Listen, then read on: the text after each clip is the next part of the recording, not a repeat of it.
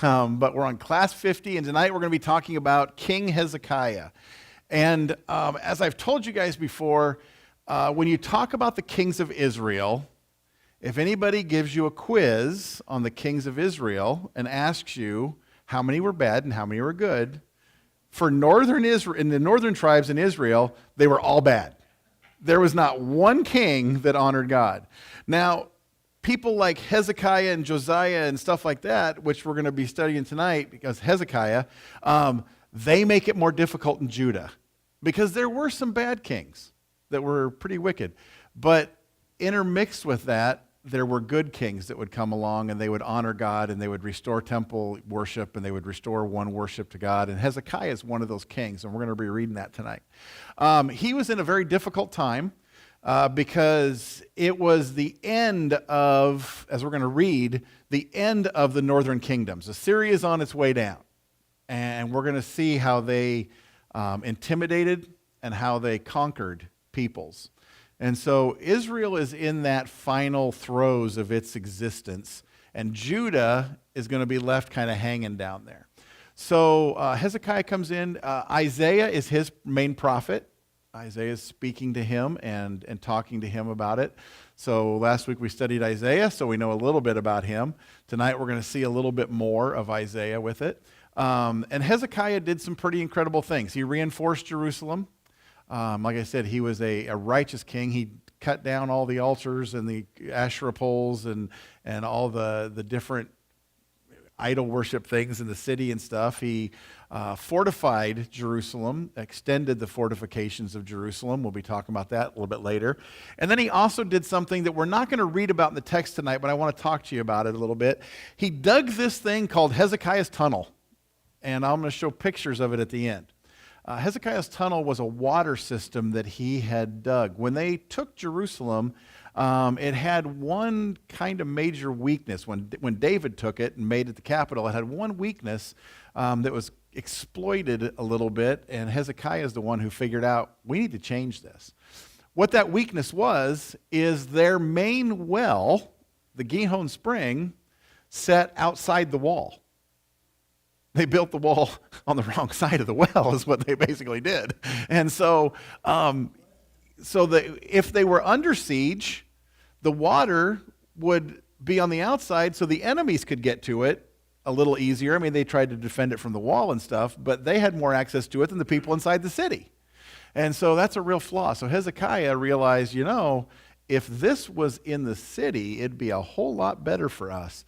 So he dug a tunnel through the bedrock, started on both ends, and men tunneled towards each other. Now, if you can imagine that with no GPS, no satellites, no nothing, no any kind of technology with it, and they started tunneling from both ends about 1,700 feet, and they wound up meeting in the middle. And when you walk through the tunnel, I don't have a real good picture of it. You can look it up online, but when they met in the middle, they were only off by a few inches. And the last little bit, they could hear each other digging from either side because there was an inscription that they had there saying, that they could hear each other, the chisels and stuff from each side. And when they actually punched through, their hallways only were offset by a few inches. So when you walk through the tunnel, if you don't know where to look, you just walk right on by it, and you don't even realize you've gone from one side to the other. But we'll show some pictures of that tonight. So Hezekiah, that was kind of the thing that he is known for. When you say his name, a lot of people say, oh, Hezekiah's Tunnel. Well, because he channeled the Gihon Spring, brought it inside the walls, brought it into the water system that was there so that Jerusalem during a time of siege would have the water, not their enemies outside the wall. So he's the one who channeled that and redirected that.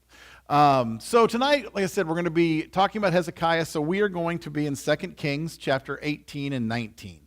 And we're going to read these two chapters, and they're kind of long. We're going to kind of blast through some of it, but we'll stop and talk about a few things, of course. It says, in the 3rd year of Hoshea, son of Elah, king of Israel. So this is at the end of Israel's time frame here. They also do this in the book of Kings because it helps you to put a calendar date to a lot of this stuff. Back and forth in the book of Kings, they'll tell you, this is the king in Israel, and this king became the king in Judah. And then they'll say, after so many years, this king then became the king of Israel. And so you can kind of keep a timeline dating of it. So in the 3rd year of Hoshea, the son of Eliah, king of Israel. Hezekiah, son of Ahaz, king of Judah, began to reign. He was 25 years old when he became king, and he reigned in Jerusalem 29 years. His mother's name was Abijah, daughter of Zechariah. He did what was right in the eyes of the Lord, just as his father David had done. It's really interesting that they don't go to his father, his actual father, because his actual father wasn't a real good king. And so, but like David, his ancestor, Hezekiah was a good king. And it's a little bit rare still, even in Judah, to see he did what was right in the eyes of the Lord. Most of the time, the kings drifted off from that. But Hezekiah was a righteous king. And it says he removed the high places, smashed the sacred stones, and cut down the Asherah poles. He broke into pieces the bronze stake that Moses had made. This is kind of a sad thing, from a historical perspective. But as you see, even though we might look at that and go, man, Moses made that for the people in the wilderness. Why would he smash it? For up to that time, the Israelites had been burning incense to it. It was called Nehushtan. They turned it into a foreign god, basically. And so even that bronze snake that Moses made and put on the pole when they were in the wilderness, remember when the people were getting bit, and if they would look at the snake, they would live. And so they had that. They still had it at the time of Hezekiah. And the people started worshiping it and burning incense to it and praying to it. And so Hezekiah said, it's got to go. A lot of people have said, gosh, do you think the Ark of the Covenant's still out there? And have asked me that question. Do you think it's still out there? Do you think it's hidden? It may be. We don't know. It disappears from history. There's a lot of people looking for it. There's a lot of people out there. But in my personal opinion, this is the world according to Jeff. The reason we don't have it is because by now we would be worshiping it. And God probably figured this is a good time to get rid of it when the Babylonians came in. So either they hid it in such a great place that it's still hidden and buried away, or the Babylonians took it and melted it down and smashed it and whatever they did. But either way, I think God knew that even after something like this, they're worshiping this bronze snake. What are they going to do to that gold box after a little while? And so, I think if we found it today and brought it out, people would worship it. They'd treat it like a god rather than recognizing the God who had them create that. So Hezekiah trusted in the Lord, the God of Israel. There was no one like him among all the kings of Judah, either before him or after him. He held fast to the Lord and did not stop following him. He kept the commands of the Lord had given Moses, and the Lord was with him, and he was successful in whatever he undertook. He rebelled against the king of Assyria and did not serve him. Now we're going to see that in a sense he kind of did, but then he rebelled against him. Israel at this time basically has become a vassal state of Assyria. And so what that means is they were an independent country by name as long as they got their taxes paid on time. But if they missed the payment, then Assyria was going to come and repossess them because they actually had power over them. But Israel looked independent, but their king was paying the king of Assyria to let them stay where they were at. So when Assyria came down, they're making Israel at this time pay taxes, and Hezekiah said, no, we're not. We worship God. He is our God. He is the one who has established this. I don't look to a king to be my protection. And so, the only thing that you could kind of see in there is at this time with the Pharaoh of Egypt, Shishak's down there, Hezekiah had kind of an alliance with him. He was paying them a little bit, but they had an alliance and some trade agreements and stuff like that. And so that's also kind of that ace in the hole. We've got Egypt on the other side of us, and they'll kind of hold Assyria at bay. That was kind of some of the thought behind it. But it says, from watchtower to fortified city, he defeated the Philistines as far as Gaza in its territory. So Hezekiah wiped out their immediate enemies. Why? Because he was trusting in God. He had faith in God. He followed his commands, and God was blessing him. So all this time that Judah's been fighting the Philistines, and God's been telling them, I'll do this for you if you just worship me. Hezekiah does worship him, and now the Philistines are under control because God is blessing them and fighting for them. And it says, in Hezekiah's 4th year, which was the 7th year of Hoshea, son of Eliah, the king of Israel, Shalmaneser, king of Assyria, marched against Samaria and laid siege to it. At the end of 3 years, the Assyrians took it. So Samaria's fallen. This is that time frame. We're about 722 BC is where we're at right now. So Samaria was captured in Hezekiah's 6th year, which was the 9th year of Hoshea, king of Israel. The king of Assyria deported Israel to Assyria and settled them in Hala, in Gazan and the Habor River, and in the towns of the Medes. The Assyrians, when they would conquer a people, now this is no longer them paying tribute. This is now you have missed your payment and we've come and repossessed and you're now going to be our slaves, essentially. The Assyrian mindset was, we will come in and we will destroy these people, then we will take them into captivity and we will scatter them throughout our empire. So people went to all these different places, all these towns, all these countries that Assyria had already occupied and was over at that time. And their philosophy was, by sending them into captivity spread out all over, they won't have the will to fight back like they would if they were all in one place. So they're out of their homeland. They don't have that desire to defend their farm. And they're scattered all over the country, so they don't have the ability to come back together and form their own little army and start trying to overthrow anything or start an insurrection. So that was the Assyrians' philosophy with it. It says, this happened because they had not obeyed the Lord their God. Israel's taken into captivity. They're scattered throughout the Assyrian Empire because they didn't obey God. We saw it over and over again. God warned them when they came into the land. This is the consequences of you not following God. This is what's going to happen if you don't follow my decrees and my commands. And it's exactly what happens. So it says, but had violated his covenant, all that Moses, the servant of the Lord, commanded. They neither listened to the commands nor carried them out. In the 14th year of King Hezekiah's reign, Sennacherib, king of Assyria, attacked all the fortified cities of Judah and captured them. The Assyrians came down. This is actually, archaeologically, this is basically the end of the Philistines. Hezekiah subdued them. Okay, we got the Philistines under our thumb. Assyria comes down, wipes out Israel. There's a little gap in time there, and then they decide they're going to come down and wipe out Judah as well. They're going to take it. Well, the Philistines are on the coast. They're kind of in the way. And so even though it doesn't talk about them conquering the Philistines or talk about them even fighting the Philistines, archaeologically at this same time, all the Philistine cities became Assyrian. There's like no transition. They just all became Assyrians. And so their artwork changed, their pottery changed, all that kind of stuff. So the Assyrians came down, and they essentially put an end to the Philistines by archaeological evidence anyway. And then it says, so Hezekiah, king of Judah, sent his message to the king of Assyria at Lachish. I have done wrong. Withdraw from me, and I will pay you whatever you demand of me.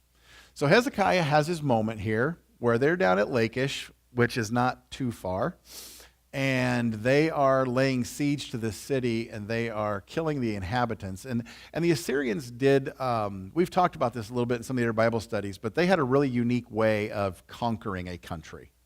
They would, of course, attack as they went in. They would start on the fringe cities. They would attack a city. They would lay siege to it. As soon as it fell, which it would because they had huge armies and they would overpower these cities, eventually it would fall. When it would fall, they would go in. They would kill everyone. They would light the city on fire. They would cut off the people's heads and stack them outside the city gate. I mean, I always joke, the original head count. But they would stack them outside the city gate, light the city on fire, and then they would send people on up ahead, their little envoy, to go to the next city up the road. Most cities were less than 10 miles from each other, maybe 15, because they had to trade with each other and stuff like that. So they would send their envoy up ahead, and they would say, hey, look over there. You see that smoke? Yeah, that's 1,000 of your countrymen that are dead and their city in flames. So, here's the deal we'll make you. Surrender now, or in a few days, that's you. You choose. And that's the way they would go in. And cities would try to fortify themselves, but you could only hold out for so long because they would completely surround the city and they would hold them in there. And so supplies are going to run out eventually. Even if you have water, you have no food. And even if you do, it's just a matter of time because you've got a huge, massive army outside of your city and there's no way you can overpower them or come out to fight them. So you choose, do we just surrender and get drug off to some other country, hopefully? Or do we open the door and hope they don't come in and kill everybody anyway? Or do we go out and try to fight these guys knowing we can't win and we're going to die? And so they'd put people in these horrible situations and then they just moved to the next town. And they just kept doing that as they would move through here. So they're destroying Lachish. And they, decided to send some people up. But when Hezekiah hears that Lachish is falling or it's being destroyed, he cries out and he says, I've done wrong. I should have paid you the tribute. I should have maybe paid some taxes to you and then you wouldn't be down here trying to destroy all my cities. So maybe I did misjudge this. And it says, the king of Assyria extracted from Hezekiah, king of Judah, 300 talents of silver and 30 talents of gold.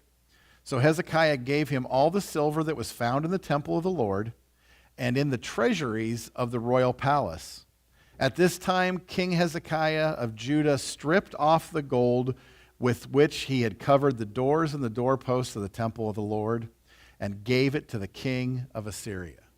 So Hezekiah takes everything they've got of value, all the gold, all the silver from the temple, from the treasuries, from the palace, whatever, gives it to the king of Assyria and says, sorry, here's your payment, leave us alone.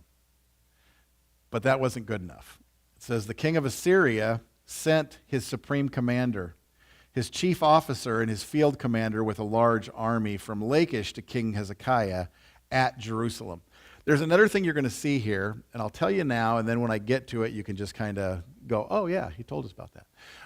The other thing that the Assyrians like to do is they would send up a commander like this, but they would also send people who were knowledgeable in the culture and the language of the people they were attacking.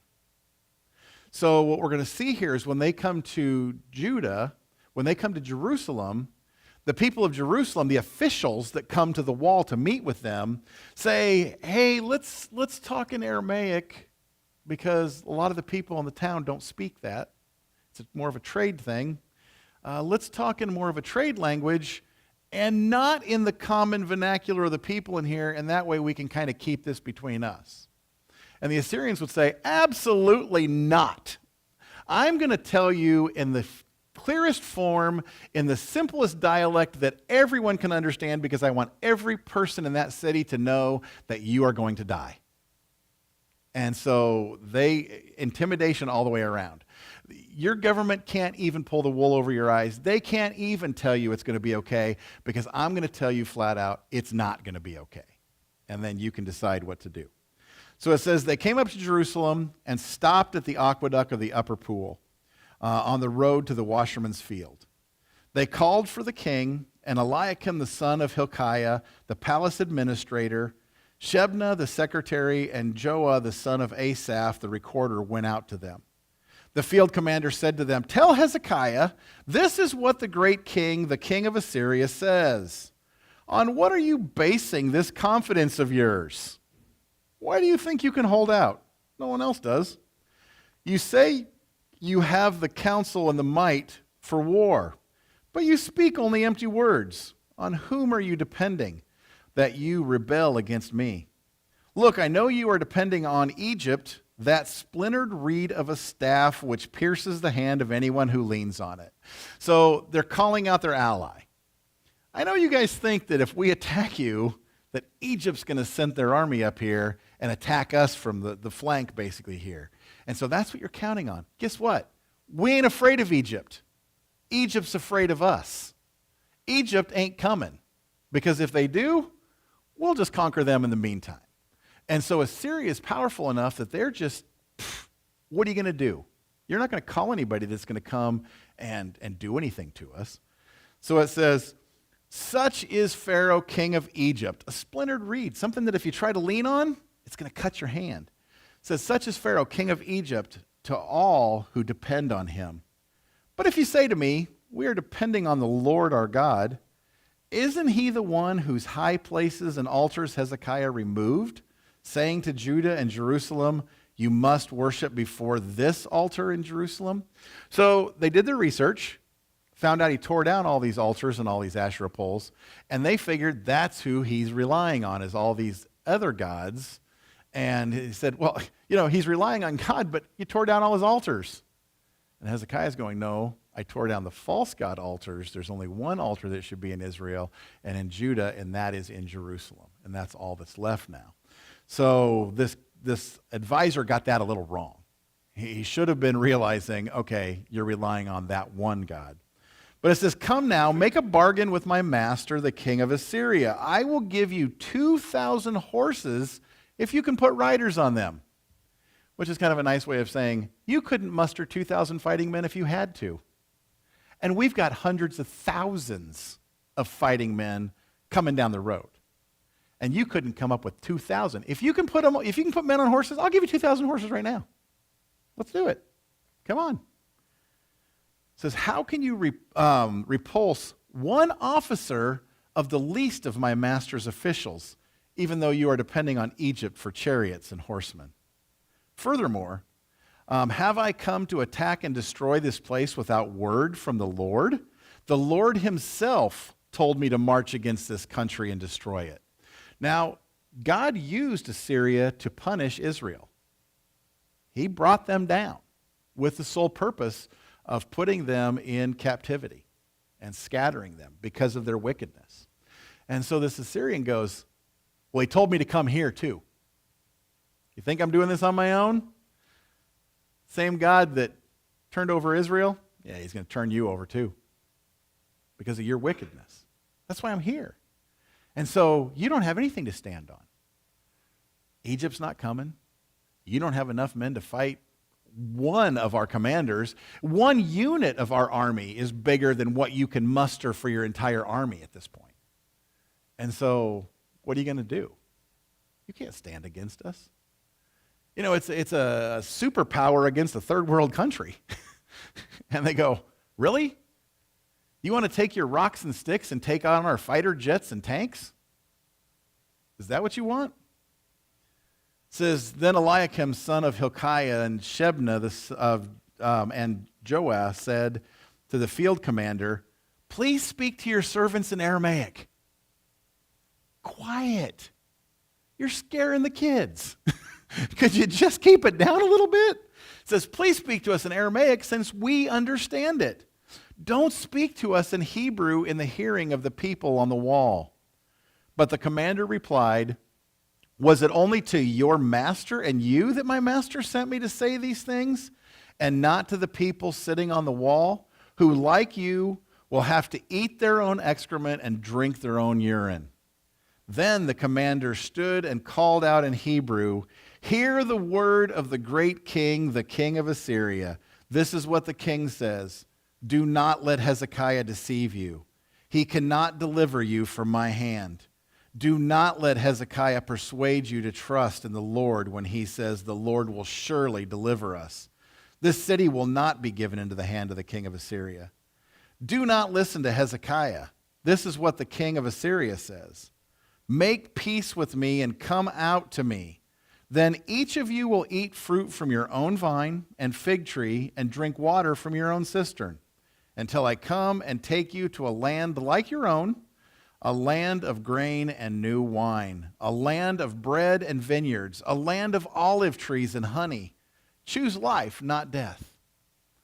He says, listen, people, in a really short amount of time, you're going to have nothing but your own stuff to eat and drink because you don't have that much in there. And so choose to work with us.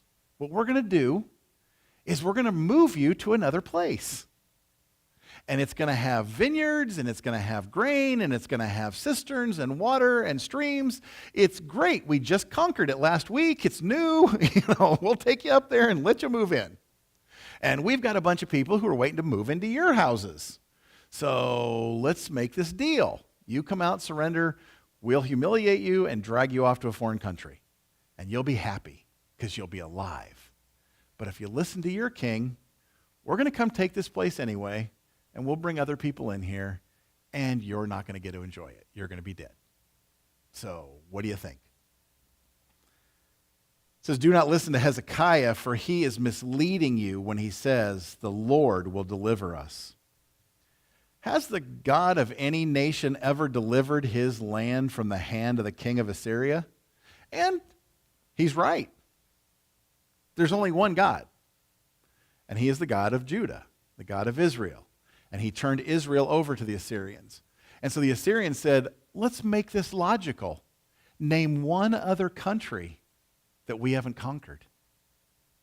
One other city, one other group so far that we have not conquered. You name one. He says, yeah, that's right. What about all their gods? All their gods are now under our feet. What about yours? It says, where are the gods of Hamath and Arpad?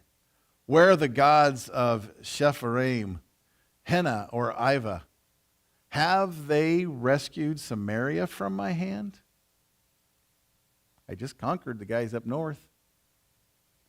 Who of all the gods of these countries has been able to save this land from me? How then can the Lord deliver Jerusalem from my hand?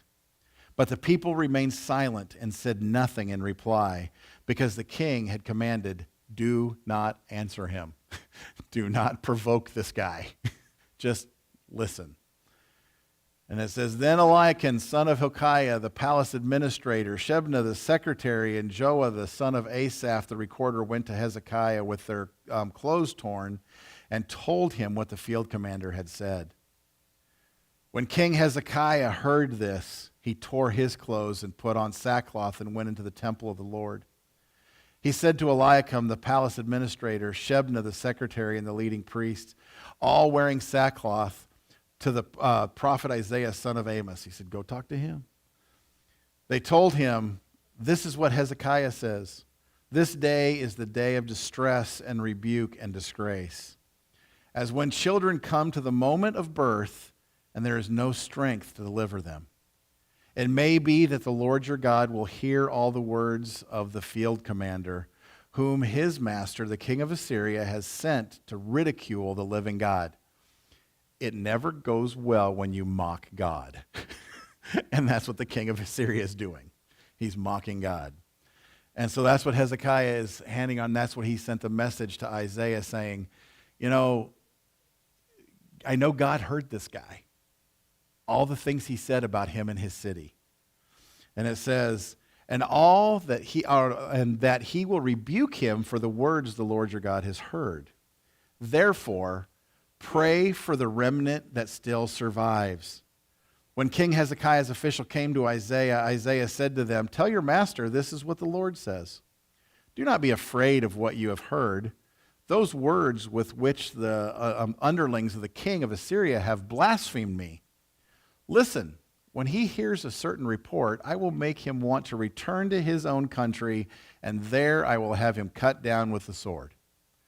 God says, there's my answer. He's going to get a report, this king of Assyria, and he's going to say, I need to head home. And when he goes home, I'll have him killed there. That's going to be his punishment for his blaspheming against me and for his mocking me. When the field commander heard that the king of Assyria had left Lachish, he withdrew and found the king fighting against Libnah. Now Sennacherib received a report that Tirhakah, the king of Cush, this would be the Egyptians, was marching out to fight against him.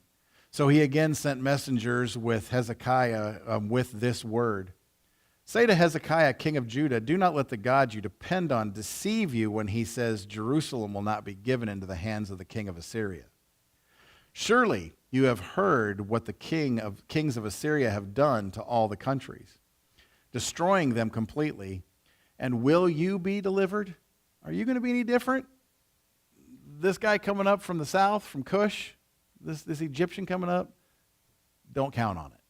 He ain't even going to get here. Did the gods of the nations that were destroyed by my predecessors deliver them?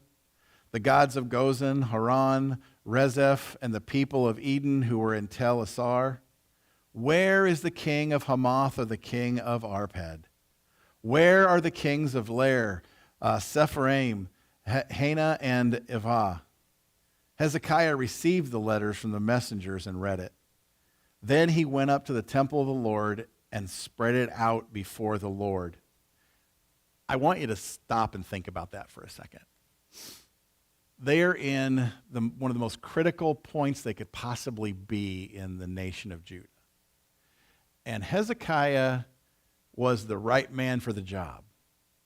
Because when he got the letters, he didn't call his staff. He didn't sit around and ponder. He didn't just go into a time of mourning. He didn't suck into his own little apartment into recluse. Instead, he took the very letters that said all these things from the king of Assyria, and he took them into the temple, and he laid them before God and said, here, this is for you. This is a message for you from the king of Assyria. And he said, God, I'm leaving it in your hands. We can't do this. We're not even going to try. I've consulted Isaiah. He says, it'll be okay. Talk to God. And Hezekiah says, here you go, God. Tell us what to do. What do we do next? Where do we turn? And that's the huge difference between him and any other king. Is he said, you tell us what to do. So it says, and Hezekiah prayed to the Lord, Lord, the God of Israel, enthroned between the cherubim, you alone are God over all the kingdoms of the earth. You have made heaven and earth. Give ear, Lord, and hear, open your eyes, Lord, and see. Listen to the words Sennacherib has sent to ridicule the living God. It is true, Lord, that the Assyrian kings have laid waste to these nations and their lands.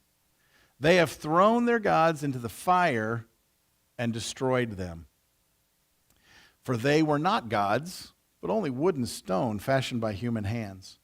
Now, Lord our God, deliver us from his hand, so that all the kingdoms of the earth may know that you alone, Lord, are God.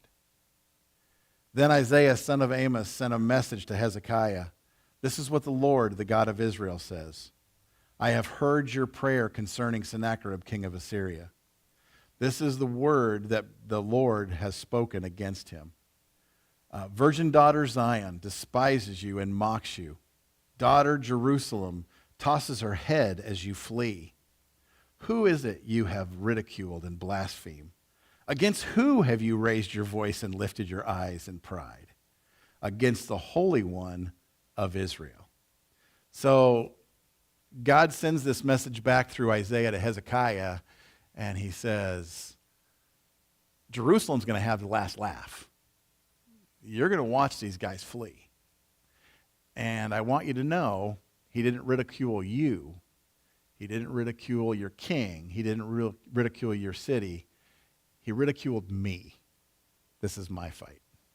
And so God said, he's going to find out that he's not all that. King of Assyria thinks he's a god himself. He thinks he's everything on this earth and that nothing can touch him. And he said, I'm going to show him what it's like to fight the one true God. We'll see how that goes for him. It says, by your messengers you have ridiculed the Lord, and you have said, with my many chariots I have ascended the heights of the mountains, the utmost heights of Lebanon. I have cut down its tallest cedars and choicest of its junipers. I have reached its remotest parts, the finest of its forests. I have dug wells in foreign lands and drunk the water there. With the soles of my feet I have dried up all the streams of Egypt. Have you not heard? Long ago I ordained it. In days of old I planned it. Now I have brought it to pass that you have turned fortified cities into piles of stone. Their people, drained of power, are dismayed and put to shame. They are like plants in the field, like tender green shoots, like grass sprouting on the roof, scorched before it grows up. But I know where you are and when you come and go and how you rage against me. Because you rage against me and because your insolence has reached my ears, I will put my hook in your nose and my bit in your mouth, and I will make you return by the way you came. So this is God's response to him. He says, Sennacherib, he goes, don't you know that all these things you've done are because I let you? I ordained every city you conquered. I planned it. I knew every tree you were going to cut down in Lebanon. I knew every well you were going to dig, every drink you took, every stream you stopped up, every army you fought. Everything is because I said you could. And now what do? You rage against me. And so God is ready to show the king of Assyria that there is a God, and he is the God of Judah and the God of Jerusalem. It says, this will be the sign for you, Hezekiah. This year you will eat what grows by itself, and the second year what springs from that. But in the third year, sow and reap, plant vineyards and eat their fruit. Once more, a remnant of the kingdom of Judah will take root below and bear fruit above. He says, Judah is not over. There's a remnant there. And he says, you're going to have a couple lean years recovering from all this, but just know that a good crop is coming. Good is coming. So he says, this is what you need to do. It says, for out of Jerusalem will come a remnant, and out of Mount Zion a band of survivors. The zeal of the Lord Almighty will accomplish this. Therefore, this is what the Lord says concerning the king of Assyria. He will not enter this city or shoot an arrow here. Not only is he not going to come in, he isn't even going to lay siege to it. He's not going to shoot an arrow at this city. He will not come before it with shield or build a siege ramp against it. By the way he came, he will return. He will not enter this city, declares the Lord. I will defend this city and save it for my sake and for the sake of David, my servant. So God says, I got it. He says, let me show you what I'm going to do. You want to attack my city? You want to come attack my king? This is what's going to happen. That night, the angel of the Lord went out and put to death 185,000 in the Assyrian camp. When the people got up the next morning, there were all the dead bodies. 185,000 soldiers. You can imagine the size of this army, and 185,000 of them died in their sleep, essentially. This angel of the Lord came down and struck them. So when they got up the next morning, there's a lot of dead people around here. There ain't a whole lot of us left in the immediate area of Jerusalem. And so it says, so Sennacherib, king of Assyria, broke camp and withdrew. Imagine that. Didn't even strike one stone against it. He says, I've got pressing business at home. I just lost 185,000 men last night while I was sleeping, and I think there's some things I need to do at home. Let's leave. So he told his army, pack up, boys, we're going home. We're not going to do this. And they left. Didn't touch it. He returned to Nineveh and stayed there. One day while he was worshiping in the temple of his god Nisroch, his sons Adramelech and Sharezer killed him with the sword. And they escaped to the land of Ararat, and Esdraelon his son succeeded him as king. So, there you go. News came that made him want to go home. The news was, your army's dead. That made him want to leave. He got back home. He was struck down by the sword. So, exactly as God prophesied through Isaiah, exactly as the way things played out with it. So, we have this story. We have this king, Hezekiah, who was a righteous king. And that's the main thing that I want you to understand is this is not Hezekiah being some great military leader. This is Hezekiah falling before God and saying, here's my problem. What are we going to do? And God says, I'll take care of it. And Hezekiah didn't have to raise one sword or one shield or get one person to leave that city. He stayed inside, let God take care of it all. And It's his faith that we kind of commend with this. That's why we're talking about Hezekiah, because he was a righteous king. So, we have some pictures. Any questions about 18 and 19, I guess, to start out with? They lost their gold, but you know what? Small price to pay. It's stuff.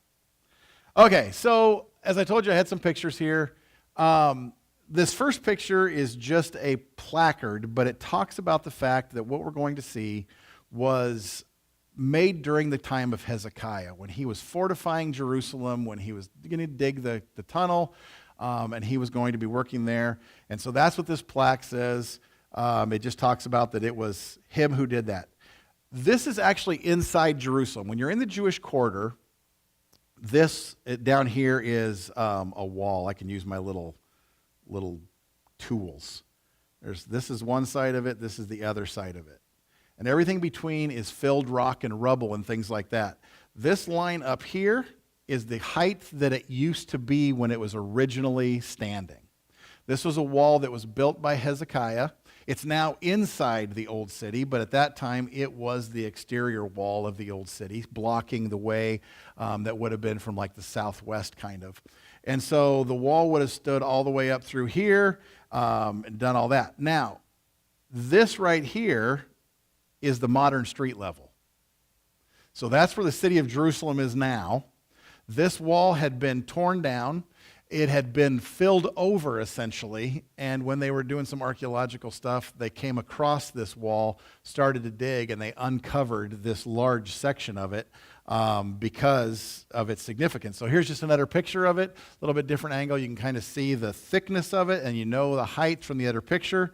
Again, just some kind of other angles and pictures. This is looking down it. You can see the bridge over top of it, right back over here. That is, again, street level now. People walk across that when you're going from shop to shop and stuff. But the wall actually continues underneath the city. They do excavations underneath existing buildings and existing things still today. That way they don't have to tear the whole city up in order to excavate some of these things. So they'll put in some walkways and things like that. They'll also build structures to hold it up, kind of like mining. A little bit closer view of it. And then one more here. From a different angle, and again, when you look at it, there's the height that it used to be up there, the blue line, and then here's the two sides of it coming down like this. And so that was the original wall. That was built by Hezekiah to defend the city of Jerusalem. Now, the next few pictures that we're going to show are the tunnel. And it's hard to really give you perspective with this, so I just threw some pictures in here so you can say, oh yeah, I've seen inside of Hezekiah's tunnel. The Gihon Spring is something you can't see now because it was inside the mountain, basically, and they hammered down, they chiseled down into the mountain so they could get to the source of the spring and redirect it so it would come back into the city rather than flow out into the valley. So they redirected it back in, and where it goes into the mountain is at this point.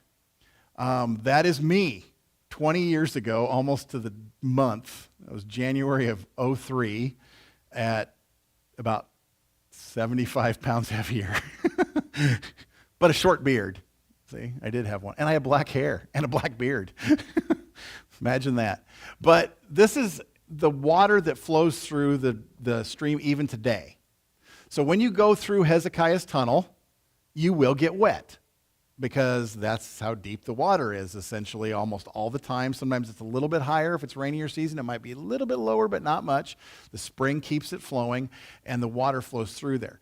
The amazing thing is when Hezekiah's men dug this tunnel, again, we're talking in the 700s BC, when they dug this tunnel, they started from two different sides, and they worked towards each other. And when you walk through it, it falls at a perfect pitch. It doesn't rush. It just drops a couple inches every so many feet so that it just has a real even flow of water. It doesn't stand and pool, but it doesn't rush at any point. And so it just stays that even level, and it flows all the way through this mountain underneath.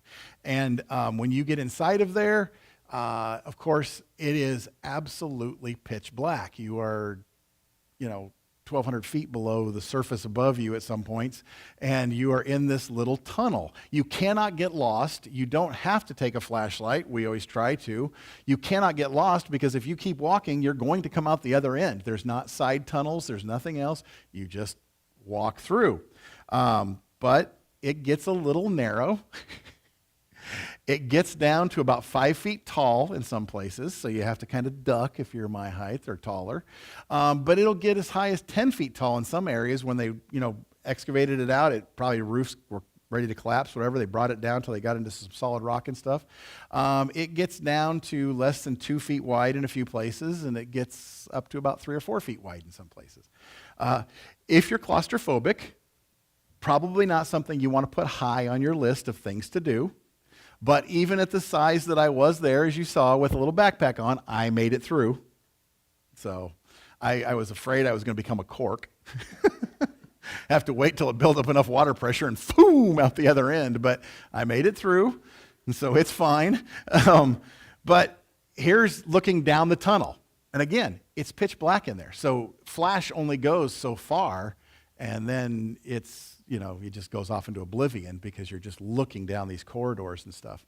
So you try to get some pictures. I got a few other pictures of people with flashlights so you can kind of see a perspective. But one of the things that's kind of fun to do is you get in there, and of course everybody's got their lights off and stuff, and so everybody's pupil's about this big around. Then you take a picture like this, and all you hear is, "Whoa!" Because that flash goes off, and boom, it's all of a sudden daylight. But it turns, it bends, which again makes it pretty amazing because starting at both ends, they didn't just line it up and shoot exactly straight and hit in the middle. It, from both sides, turns and bends and kind of meanders, and they hit right in the middle again. So again, some kind of close corners and turns, and then you go down, and that is actually, kind of see it in this next one a little bit, actually people down there ahead of me. They're not that far ahead, but you can see their flashlight hitting the wall. And that's a person in the tunnel. So it's just this long stretch. But Hezekiah, by digging it, brought the water from the Gihon spring, and it gently flowed into what became the pool of Siloam. And so we hear about that in the Gospels where Jesus is healing at that pool. This tunnel created that pool at the end of it once it was diverted into the lower part of Jerusalem. And so I didn't put pictures of it. The year we were there, this would have been 2004 was most of the pictures that I showed you there. 2003 for the first one with me going in. In 2004, they discovered this pool of Siloam that has now been pretty much fully excavated. But they had just discovered it because of a pipe leak. They dug down to fix the pipe. They hit stone. They went, "What in the heck's this?" They started clearing it back, and they discovered the full pool. Prior to that, there was a small pool at the end that had some columns in it, and they said, "Oh, this was the pool of Siloam." And that's what many people for many years came there as tourists, and when they'd come out of the tunnel, they'd say, "Here's the pool of Siloam." They'd go, "Oh, here it is." And they showed you it was a little bit bigger than this, dimensions-wise. Then they realized that was actually like a later addition pool. And the main pool that would have been there at the time of Christ, they've now found just down the hill a little bit further. And so they were just starting to excavate it. I haven't been back there for quite a few years. But it's just kind of a neat deal that, you can kind of connect the dots of Hezekiah dug this tunnel to create this pool, and then Jesus comes and uses that pool for healing in the Gospels. And so, all right. So there you have it. Few pictures. A few little stories. And with that,